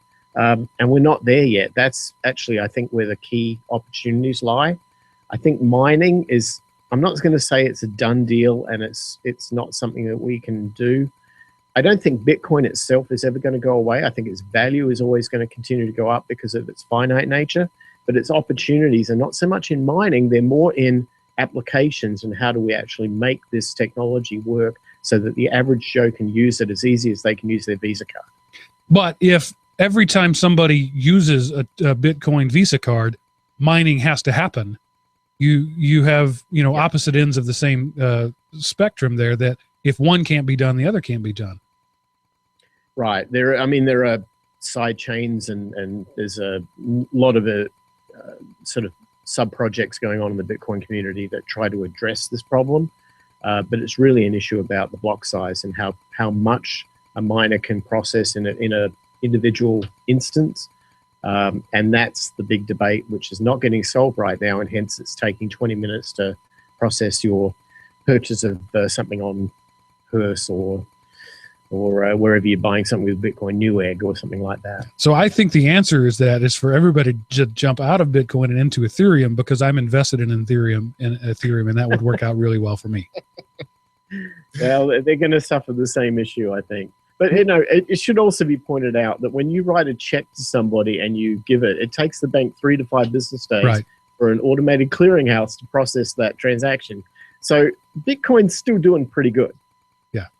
And when recently with buying the whole house thing, I ran into that same thing. It's, you've got to do a bank transfer, which takes, minimum of 48 hours, up to 5 days, to do, for one bank to tell another bank, yeah, he's got the money.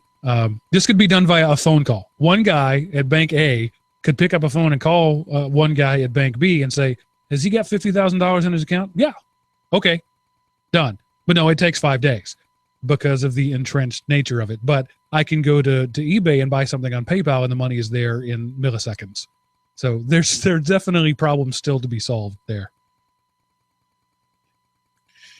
I think so. And, the thing is, everybody you can invest a couple of $100 and you could make maybe $1 a month. So, everybody just needs to set up a little Bitcoin mine as a hobby, not to make money. But, you can get a little Raspberry Pi and a USB thing that plugs into it, and you can make, like I say, maybe $1 a month doing that. Is that, could a Raspberry Pi even do a single transaction ever in the life of the device? Maybe in the life it could do one, but what it can do is it can run the controller software that interfaces with the special made circuit that is powered via a USB port. Okay. Because I mean, your Android phone can mine, but you're getting .k hashes whenever you really need gigahertz to make, and multiple gigahertz to make any money. Giga hashes, you mean? Yeah, giga hashes, and you're doing .k with an Android tablet. But again, that's not a super fast tablet. Your phone, like a top of the line brand new phone, might be able to do 1 or 2K. So you would make penny a month For the 5 minutes that the battery lasted. Right. All right, let's move on to another problem that's seemingly intractable, and that is patent trolls. And the EFF says, just like anywhere else on the internet, don't feed the trolls. Yeah, so EFF, they have a new little, and again, they're the EFF, so but this one's kind of good. They are like doing like kind of an ad campaign to try to get universities not to sell their patents to patent trolls. So I hope this works out, because I think patent trolls, I mean, I understand a lawyer wants to work, and what do lawyers do? They litigate. So what better profession for lawyers than to buy up a bunch of patents and throw lawsuits at everybody? It really, that they have a lot of free time. So that's what they're doing. But so they're trying to, the EFF is trying to do the public interest patent pledge to get universities to not hamper future R&D by selling out their patents to patent trolls. So go EFF. I'm behind you on this one. Yeah, I signed up for this. I put my name down on that one because my daughter's in University of Arizona right now. And it just seems like we pay enough money to the universities for students, tuition, accommodation, everything else. And the last thing in the world I want to be doing is funding something that just makes my life more difficult. Right. Yeah, I mean, there will always be trolls. They're a fact of life. Anytime you build a bridge, a troll will move in under it. But don't feed the trolls. Right. Ever. All right, moving on to another thing that has people mad, and that is YouTube says if you cuss, you can't make no money. Now, this is not new, but newly people got mad about it. Or basically, they kind of started enforcing it. Yeah. So, and I mean, okay, we've had the whole conversation. This isn't censorship because the government's, and YouTube's not even saying you can't cuss. They're just saying any money, any advertising that comes out, we get, you, the maker, doesn't get it because we don't want cussing on YouTube. I'm not a big cusser, and I try not to sprinkle that language everywhere, but to me, I don't know, make a YouTube for kids competitor to go up against Disney, but let YouTube be real life. I think this is kind of stupid myself.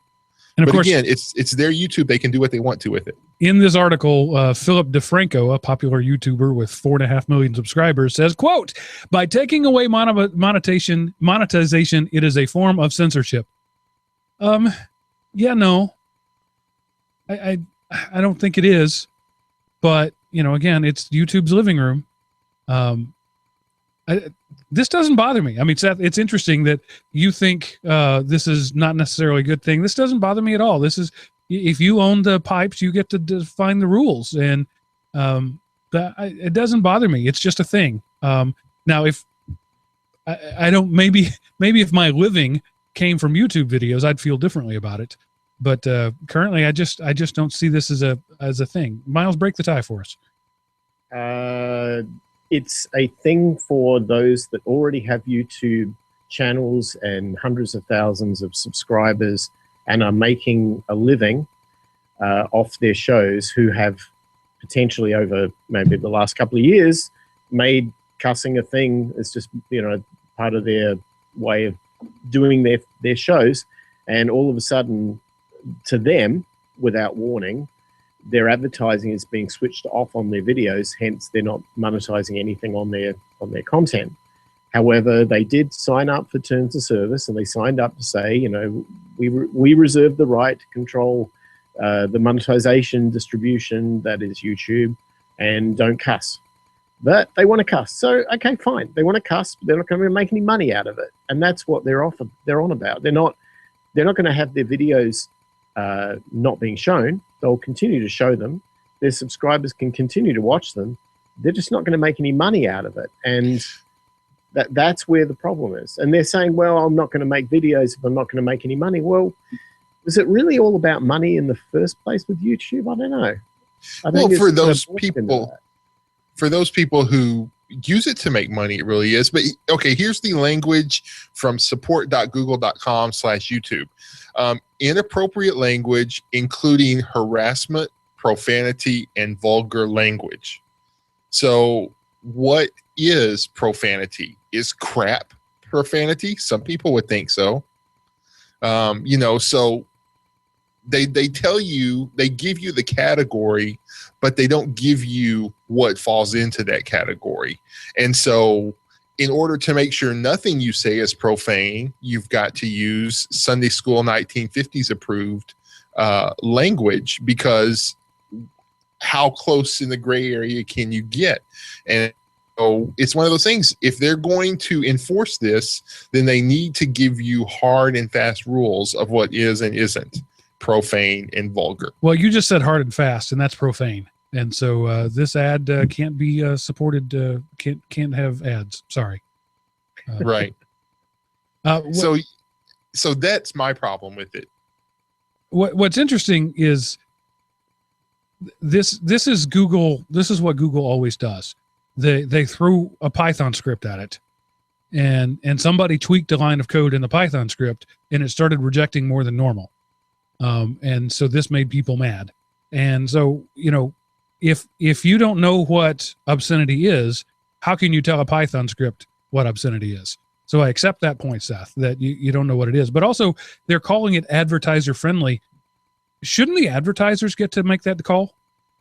I mean, if I want to advertise the filthiest content in the world, don't I have that prerogative? I almost used the word right, but shouldn't I get to make that decision instead of throwing in with YouTube and them deciding what I want to advertise? So while I don't think it's a First Amendment or any of that garbage, I do think it's bad business. Yeah, it's not a matter of rights. I totally agree with you on that. My thing is, you can't penalize someone for breaking a rule you only vaguely hints at exists. That's like, if you're watching a football game and the ref just blows the whistle but doesn't tell you why, you don't know it. It's like when I was learning to watch hockey and I didn't understand all the rules, they would all go down to the other end and they would blow the whistle and they would say it was icing. Well, I never knew what icing was. It took me like 2 years to figure out, oh, that's what icing, because I'm like, you blew the whistle there. Why didn't you blow it there? It looks like the exact same thing to me. So that's what will happen to these people. They'll use, somebody will use crap and the next person will use bleep. And so it got all of a sudden they didn't get any ad revenue for that whole episode because one word flew. And, and if it's a 10-minute comedy sketch, are you going to redo the 10-minute thing because somebody said, bleep instead of crap? Well, if you want any money, you have to. But again, was it bleep or was it the fact that there were two bleeps within 30 seconds of each other that did it? There's no hard and fast. It's just Google being stupid because they're Google and they can get away with it. Google's become the new Apple. Stop saying hard and fast. You're going to get us blocked. I think Google didn't handle this very well. And the problem, this is just my personal opinion, I think that Google do not want to address the R word, which would be the ratings word. They don't want to be able to say content should be rated by some arbitrary rater, and then as a result, if you're rated PG or you're rated R or whatever it might be, that you can or you cannot use cuss words. And then they go to the advertisers and go, well, do you want your advert for mattress protectors on an R-rated YouTube show? And maybe they say yes, maybe they say no. Who knows? But no one's being given the choice. The problem is that when you have a central authority who's going to go in there and be the designator of rating, then it feels kind of a bit Stalin-like. And that's what they don't want to do. You went straight to Stalin. Wow, that's... Oh, yeah, I know. I'm going all the way on this one. No, but, they don't want to do that. They're Google. They want to be completely free and, the whole bit. I get that too, but you can't have your cake and eat it too. Either they're going to rate it and and meet the obligation or the expectation of their hosts who are producing all the content for YouTube, because ultimately that's why we watch YouTube, right? It's because of what they produce. They're going to be fair to them, and then they're fair to everybody else. But I don't know, they don't want to take that position. Yeah, I certainly don't watch YouTube because it's a Google property. I watch YouTube because the stuff I want to see is there. And if people quit uploading stuff there because they're worried they might get their ads blocked, then somebody's going to resurrect Z thing, and I'll go back to there. So, and also more television sets these days are now getting either smart TVs have Google players in them, or you're attaching a NVIDIA Shield or a PlayStation or something like that with a YouTube app on it, or Roku. And all of a sudden, you're watching YouTube like you would watch regular network television. And now they're facing the issue of the same issue that network television's had to be dealing with for decades, and that is ratings and where we put things and time of day and all of that stuff. What's interesting about this, though, is that at no point is there any talk of blocking this. It's just you can't make money off of it. So it's Google saying, if you want to make money, clean up your act. If you want to have a dirty act, go right ahead. So it's, yes, there are a handful of people, and I do mean a handful of people, who make a lot of money on YouTube. You have to have millions and millions of people watching your stuff to make any kind of money at all. And those people are being, the rules are changing on them. And I understand why they don't like that. But it's, nobody's taking anything down. Nothing's being refused. Your content is still there and people can still watch it. You just can't make money off of it. So it becomes like, the example I've used before, the starving artist who wants to go to the NEA to get money for his art because nobody will buy it. Well, if nobody wants to buy your art, you have a choice. You either are an artist for the sake of art, or you're an artist for a living, and you go paint decals on McDonald's walls. You can still be an artist and make money, or you can starve and do the art you want to do. So, YouTube people are being put in that same position right now. You can either make money or you can do what you want to do, but you can't do both. You can't say that the world has to pay me to do what I want to do. It just doesn't work that way. Okay, but then they produced their shows in a time when Google wasn't enforcing this. And so it's out there and they make their money over time as people view. So they've invested all this time and Google says, oh, we're not paying you for all that. It's not that they're not paying them. They're taking away their ability to make money off of stuff that was already produced when the filters were less stringently applied. So it's just time to change your business model and move to Patreon. And stop depending on Google for the pennies they throw at you. Hey, Mark, I got a suggestion for Element Opie. We create a website called BlueTube, and we use it for all of those really cuss-wordy videos, and we become their worst nightmare. I would not want my name associated with that product, but you go right ahead and let me know how it works out. I don't know. It sounds awfully whiny to me. And I can say that as somebody who's never made a dime off of YouTube. If I looked at it as you're taking food out of my kids' mouths, I would probably be a lot more up in arms about it. But this just smacks to me of the free market. When you build your business on somebody else's platform, you're at the whim of that platform. Suck it up and deal with it, or go build your own platform. Yep.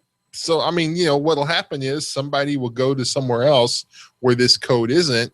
And, normally when you go to YouTube and watch a video, you don't normally go to watch just one. You pick something else on that list and click on it, and then you click on it. But whenever there's nothing on that list you want to click to, then you go back to Facebook, or you go to whatever else the next one's going to be. So Google could be hurting their brand long term in an effort to make it more politically correct and safe for the children. I understand it's all about the children, and I must be a communist suicide bomber because I don't love children and I don't have a problem with the occasional cuss word on YouTube. But if I'm a fan of, say, the Vlog Brothers, Hank and John Green, I'm going to follow them wherever they go because I'm a fan of them. And if they put out a YouTube post that says, hey guys, we're not on YouTube anymore. We're over here now. I'm going to go there. And so these people who are, and I'm not saying that the Vlogbrothers are the people complaining, although they were listed in this article. These people who have had the monetization rug pulled out from under them can go somewhere else. The reason they're complaining is that there's no better game in town. And they want to throw a fit and get back the thing that was taken from them. And again, I'm not picking the Vlogbrothers out. They're just the people that I use as an example. I don't know that they're whining, but the overall tone of this article from Variety, and Variety is not known as a powerhouse of reporting, is that it's a very whiny tone overall. Wah, you change the rules. Wah, we can't make money. Again, that's the danger of building your business on somebody else's platform. You made a bad business decision originally, and you're now seeing how bad that business decision was. I'm sorry. I truly do feel bad that this didn't work out well for you, but it's time to just move on if this is a problem. Yeah, no, I mean, like I say, I think Google is being ridiculously dumb in their handling of this is more my problem than the fact that some of the videos I watch on YouTube have a couple of cuss words in them. Big deal.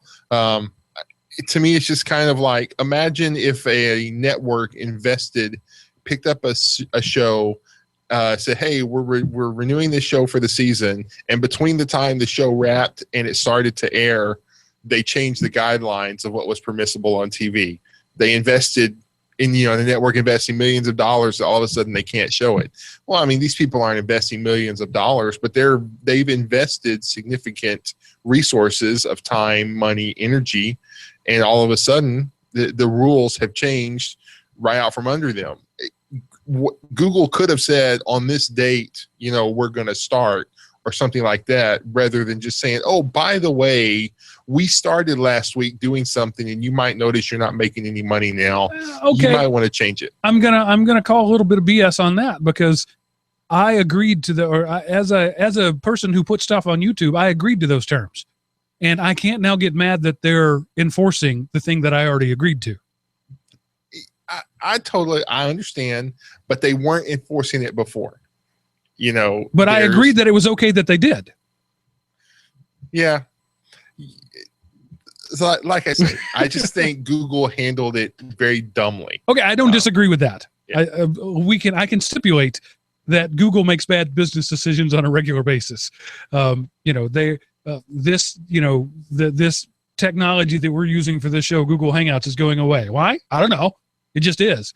But I'm not whining about it because it's somebody else's platform and I'm going to use it while I can. But there was advance notice that this is going away, right? It's not like we came in today to do a show and it didn't work. Yeah, not like I can't even remember the Google Wave. Not like that. Right. It just went away. Right. So, it's just all they had to say was, hey, we're going to be enforcing this starting on this date. And, then all of a sudden it's like, uh-oh, crap, they're calling us on it. We've got to straighten up our game, versus they change the rules. And then, it's like in the NFL, there's holdings committed every play. At the start of the season, the refs, the NFL communicates to the league, okay, this is what we're looking for holding. If you're doing this, we're calling you. It's not all of a sudden, I've been doing that for 10 years. It's holding now? No. They changed the rules beforehand and gave notice, not even that the rule changed, but they're interpreting it differently. So there was notice beforehand, and then it's up to you to clean up your act, versus starting whistling everybody and then they have to figure out, oh, they changed the rule on us. Not that they changed the rule, they changed their enforcement of the existing rules. Miles, what do you think? Google is Stalin with pretty colors. We're back to Stalin again. You're skipping straight over Hitler and going to Stalin. Why not? So Godwin's law has got nothing on you. All right. I didn't expect the topics that we picked tonight to generate such discussion. I like that. That's good. I like when there's a little friction. So I think we're going to stop there because, gosh, we're moving into a pretty long show here, which is certainly not unusual for us. But before we go, Seth, tell us what happened this week in history. Okay, actually, this ties in with what we were talking about today, but September the 4th, today, as of the airing of the show, 1927, AI pioneer John McCarthy was born. His many contributions to the field include Lisp, which is a computer language for programming artificial intelligence. And in 1961, he was the first person to suggest publicly the idea of, he used the term utility computing, but in thinking that specific applications or computing power could be sold through a utility business model like water of electricity. Today, we would call that grid computing, cloud computing, software as a service, application as a service. He first suggested it all the way back in 1961. So today is the anniversary of his birth. He passed away a few years ago. So happy birthday, John McCarthy's memory. All right. That's a good one. This is the part of the show where I tell you how you can feedback to us if you have something you want to say. If just listening to us pontificate for an hour and 3/4 wasn't enough and you want more, you can go to elementop.com, click the Contact Us button at the top of the page, answer the world's hardest CAPTCHA, fill out the form that sends an email to gets priority in my in basket, and I will read it. If you want your voice to appear right alongside ours, you can dial 559-IMOP, leave a voicemail on our Google Voice line, and we'll play it on the show. Or you can send an email to GeekRant@elementop.com, although I've had some indications from people that that's not working. If you thought you sent an email there and you didn't get a response, let me know at mark@elementop.com, and I'll see what's going on there. Every time I send an email there, I get it, but there may be something going on I don't know about. Anyway, GeekRant@elementop.com. Let us know what's up there. And we look forward to hearing from you. I always appreciate hearing from listeners, and especially when they have, I like it. I like it when listeners disagree, honestly. If they can disagree in cogent, intelligent fashion, that's even better. So I look forward to hearing what you have to say. Also, if you want to throw money at us, Patreon, by the way, since we're not monetized on YouTube, we're not bothered by the fact that Seth kept saying hard and fast. But you can go to patreon.com, you can go to patreon.com/elementop or elementop.com/patreon, Patreon, and you can become a patron, which means you subscribe you agree to pay a certain amount per everything I post. That's the simple way to put it. You can put whatever amount you want on there, and every time I post something, you pay me that amount. So tell me how much you think I'm worth. Hopefully lots and lots, but we'll see. I will say that the money just doesn't roll in here. We're not getting super rich. I had to renew my bandwidth hosting just this month. It was a pretty big charge, and honestly, what I've taken in the last few months didn't cover it. What I've taken in throughout the year did. So I'm not losing money on this thing, but hosting is expensive, and this stuff doesn't happen. So if you want it to keep happening, that sounds very extortionary, doesn't it? If you want it to keep happening, you should pay me some money. I'm just saying, if you like what we do and you want to support it, patreon.com is the best way to do it. I'll leave it at that.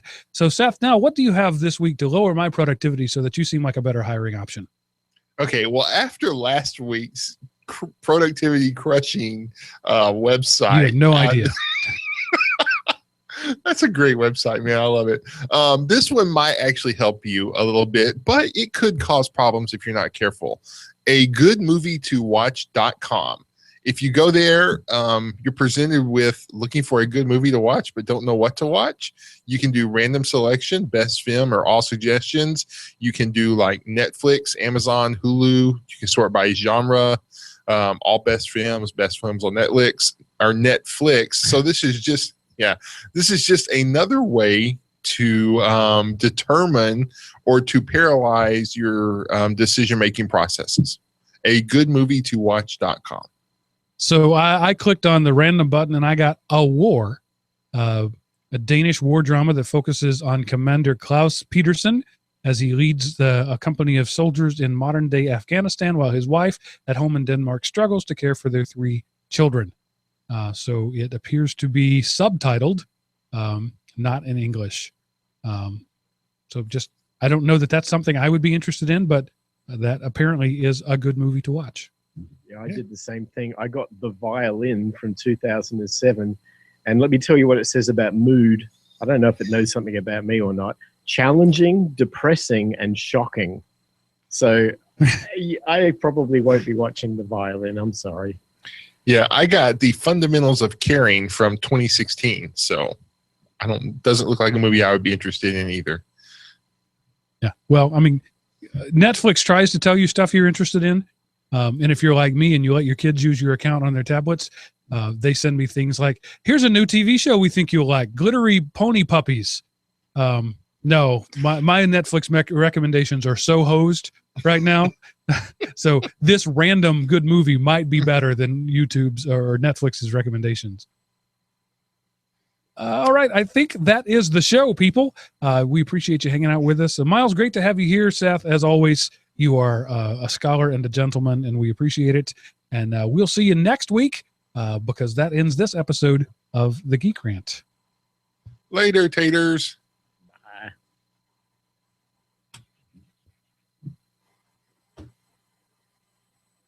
All righty. Bye, YouTube people.